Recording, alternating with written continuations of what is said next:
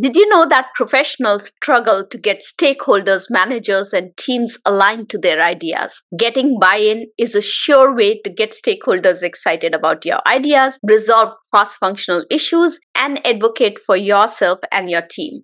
In today's video, I will share with you a blueprint or a template that you can use every single time to get buy-in from your team or your manager or your stakeholders. Before I get started, a quick reminder to 80% of you who haven't yet subscribed to my channel to do so now and click on the notification bell icon so that you can be notified as soon as I release a new video. Your subscription helps with channel growth, lets me know that you find value in what I share, and inspires me to bring these powerful videos to you. And now that we have you subscribed, let's get started. The three key reasons why most of us struggle to get stakeholder buy-in are assuming alignment, time crunch, and fear of confrontation. Let's decode this. Assuming alignment refers to the assumption that your stakeholders think exactly what you are thinking. We assume that everybody will see the greatness in our idea and align to it very quickly. However, that rarely happens. And that's because you have not articulated your idea or shared your idea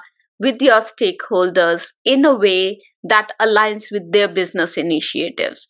You can't assume that your stakeholders will believe in your idea when they haven't discussed it with you, even when they haven't had an opportunity to ask you questions. Just by sharing the idea, you cannot get a buy-in.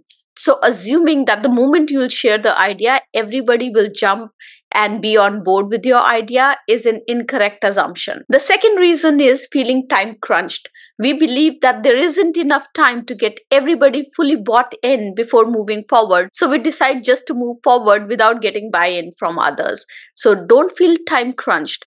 Third is the fear of confrontation.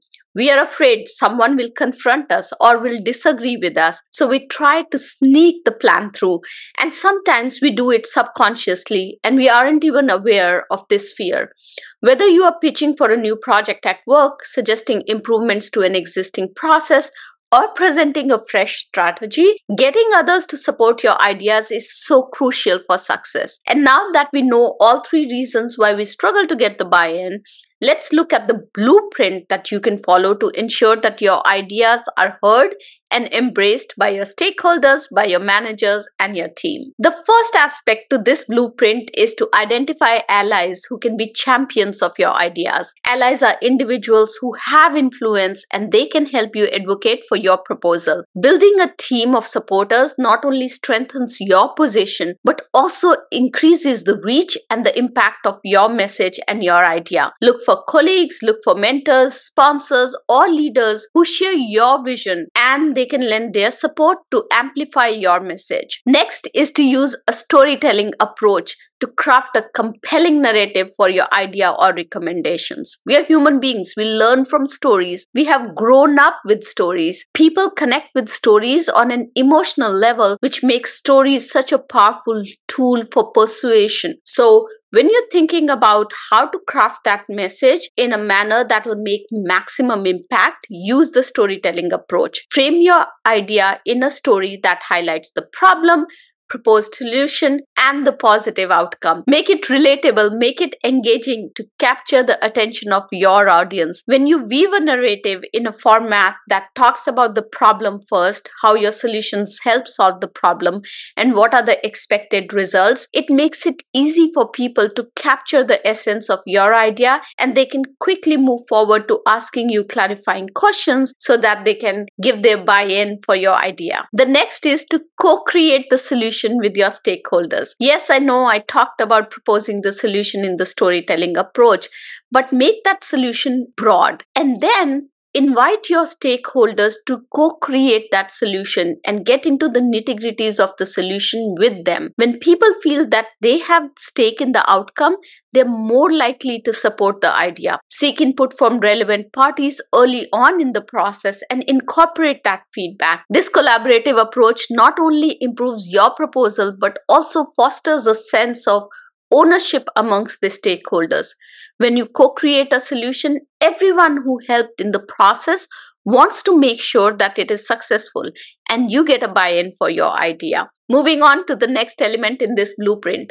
When you propose an idea, stakeholders will have questions. Oftentimes, when people ask us questions, we become defensive. We think that they're poking holes in our ideas and they're not aligned. And that's when we don't practice active listening.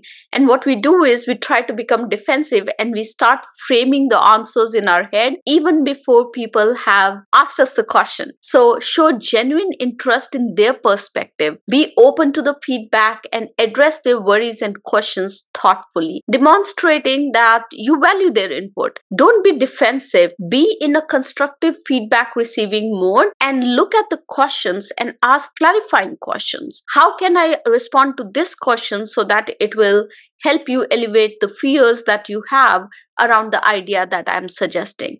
So those kind of clarifying questions will help you frame an answer that will resonate with your audience. Empathetic listening builds trust. It can help you identify potential obstacles that you can then proactively address. So look at this question answer phase in your idea sharing process as a phase that's critical for the success of your idea implementation. The next element in this blueprint process is to be prepared to support your responses with data, including customer stories and metrics. Most organizations today take a data-driven approach. Hard numbers and concrete examples add credibility to your proposal. Use relevant data to back up your claims and highlight the potential benefits of your idea or the solution that you want to implement or the process change that you want to implement. Customer use cases and success stories are a great way to show real-world applications and success, making your idea more tangible and convincing. And finally, in this entire process, project confidence. Your body language, your tone of voice, your overall presence can significantly influence how the message is received. Present your idea with enthusiasm and assurance and deep conviction. Confidence inspires trust and can persuade others to believe in your vision. When you are confident in your vision and when you come across confident while talking about your vision, the numbers, the customer stories, everybody else feels confident about your ideas. But when you are shaky about your idea, when you use phrases like maybe, I don't know, I think so, then others feel nervous about your idea because they don't get that sense of confidence from you. So there you go. That's the blueprint. Engaging allies, using storytelling approach, co-creating the solution, listening with empathy, taking a data-driven approach, and projecting confidence while delivering your idea. By implementing this blueprint, you are well on your way to turning your ideas into a reality and getting buy-in from all your stakeholders to move forward with your proposed solution and make an impact. If you liked this video, please like, share, comment, and subscribe. By doing so, you help in increasing the reach of the channel and help others who might benefit from my videos. Thank you so much for watching. Have a successful week. Bye-bye.